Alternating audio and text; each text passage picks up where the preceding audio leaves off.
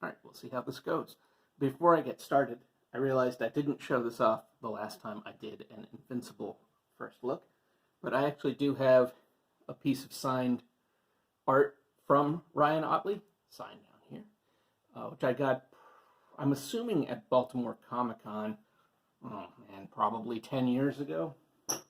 Anyway, just thought I'd show that off. So what do I have here? It is the 12th volume of Invincible. This is the final volume, the end of the series.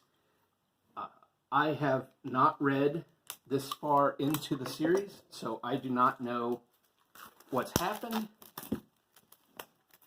I'm going to try not to spoil myself by doing a quick little flip through, or while I'm doing a quick little flip through. Yes, the plastic has defeated me. Okay.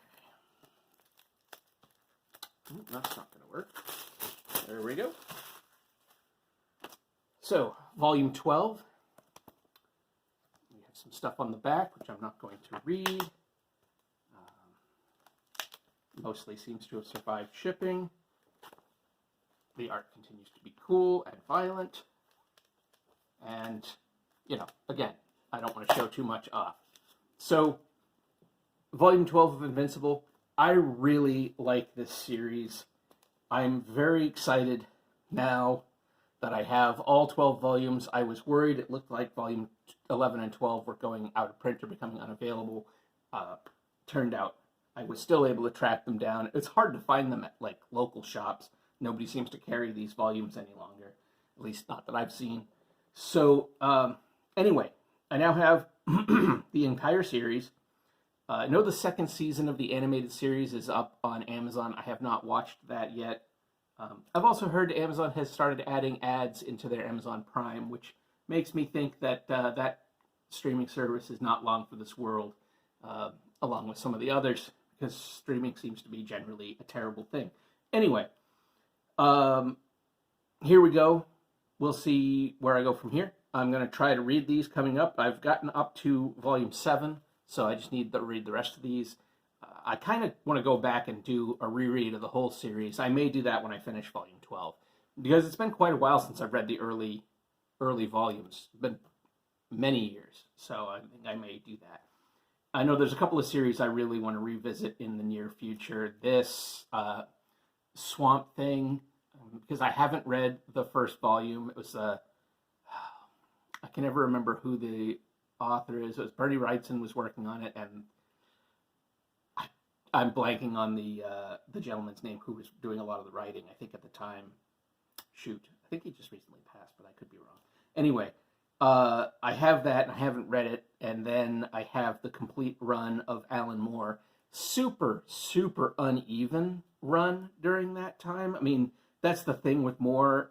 I know people hold him up as a genius, but he really flip-flops between just terrible, self-indulgent, crappy writing to really good stuff. And I don't think there's a better showcase of that than reading his run on Swamp Thing, which just sometimes feels like it's in every other issue. It'll be like great, terrible, great, terrible, great, terrible through the whole run of the series. But when it's great, it's really, really great.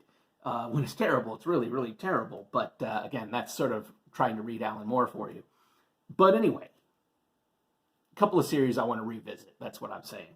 And I think Invincible is going to be one that I'll give a reread. But I'm going to try to push through to the end, see how it all wraps up, and then maybe go back and do a whole reread of the whole series. So, good stuff. Check out Invincible if you haven't. And, read more comics, read more graphic novels. It's a great medium. It's a great way to tell stories. And heck, Invincible is one of the only superheroes I really enjoyed. But if you don't care for superheroes, it's like anything else. There is something out there for you. If you don't like superheroes, there's drama, there's biographies, there's science fiction, there's, historical epics. There's all kinds of stuff out there. And there's some really talented people. There's like abstract stuff. There's like all kinds of stuff for people. I have with this one, Asterius Polyp, which is like this, very mid-century, sounds like, or looks like the kind of thing you'd pop on some Esquivel and listen to. And, and it's just like a drama about a guy doing stuff. So, you know, there's all kinds of stuff out there. It's a great medium for telling stories, and you know, you should check it out. So that's it for me for right now. Take care. I'll see you on the next one.